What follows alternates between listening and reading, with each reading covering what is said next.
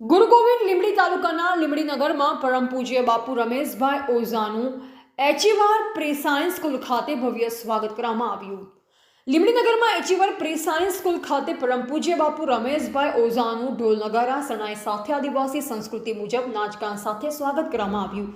મળતી માહિતી મુજબ લીંબડી ખાતે આંતરરાષ્ટ્રીય કથાકાર પરમ પૂજ્ય બાપુ રમેશભાઈ ઓઝાના મુખે અમૃતવાણી સાંભળવા હજારોની સંખ્યામાં લોકો ઉમટી પડ્યા હતા અને ઢોલ નગારા તેમજ આદિવાસી સંસ્કૃતિ મુજબ સ્વાગત કરી કાર્યક્રમ સ્થળે લાવવામાં આવ્યા। લીંબડી ખાતે DYSP DR Patel, PI HV Sisara તેમજ પોલીસ વિભાગ દ્વારા પણ પૂજ્ય બાપુ રમેશભાઈ ઓઝા આંતરરાષ્ટ્રીય કથાકારનું ઉષ્માભર્યું સ્વાગત કરવામાં આવ્યું। હજારો ભક્તો દ્વારા કથા પ્રેરણારૂપ બની અને મુખ્ય 3 પરિબળોની ચર્ચાઓ કરી, જેમાં પત્રકાર, કથાકાર અને કલાકાર આ 3 પરિબળો જો સત્ય રસ્તા પર કામ કરે તો સત્યમ શિવમ સુંદરમનું સર્જન થાય છે તેમ જણાવ્યું। લીંબડીની કથા ભક્તિ, સંસ્કાર, સંદેશ અને રાષ્ટ્રભાવનાનો આદિત્ય સંગ્રામ લીંબડી એચીવાર પ્રી સાયન્સ સ્કૂલમાં યુગ પુરુષોત્તમ ભગવાન શ્રી રામલીલાનું સુંદર આયોજન કરવામાં આવ્યું અને વખાણ કર્યા હતા। લીંબડી ગામના હરિભક્તો પૂજ્ય બાપુ રમેશભાઈ ઓઝાની કથાને રસપૂર્વક સાંભળી હિન્દુ ધર્મને ઉજાગર કરતા જોવા મળ્યા। રિપોર્ટર હિતેશ પ્રજાપતિ, દાહોદ। વિસ્ફોટ થયા એમાં ડોક્ટર્સ ભણેલા એટલે માત્ર ભણવું એનું જરૂર મહત્વ છે, પણ એ પૂરતું નથી। એની સાથે સાથે સંસ્કાર, અને સંસ્કારની વાત આવે ત્યારે આપણે માનવતાની વાત કરીએ છીએ।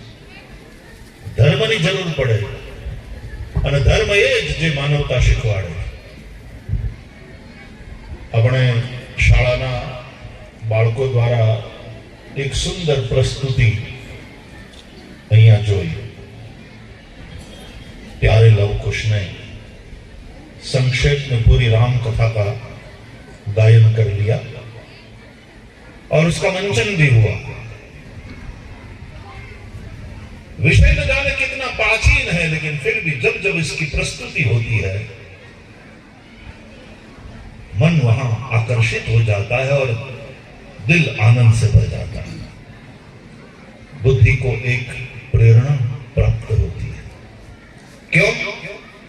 क्योंकि रामो विग्रहवान धर्म, श्री राम धर्म का मूर्तिमंत रूप है। અને એટલા માટે રામના ચરિત્ર દ્વારા પ્રેરણા।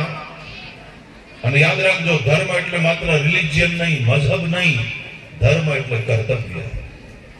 ધર્મ એટલે એવા ગુણોને આત્મસાત કરવા જે આપણને એક સાચા અને ઉત્તમ ઇન્સાન બનાવે, એક સારા નાગરિક બનાવે। ધર્મ આપણે ત્યાં કેવલ ઉપાસના પદ્ધતિનું નામ નથી, ધર્મ એ જીવન શૈલી છે। It's a way of life. અને એટલા માટે દેશની સુપ્રીમ કોર્ટે પણ આ વાત કહી કે Hinduism is a way of life. Hinduism એક જીવન શૈલીનું નામ છે।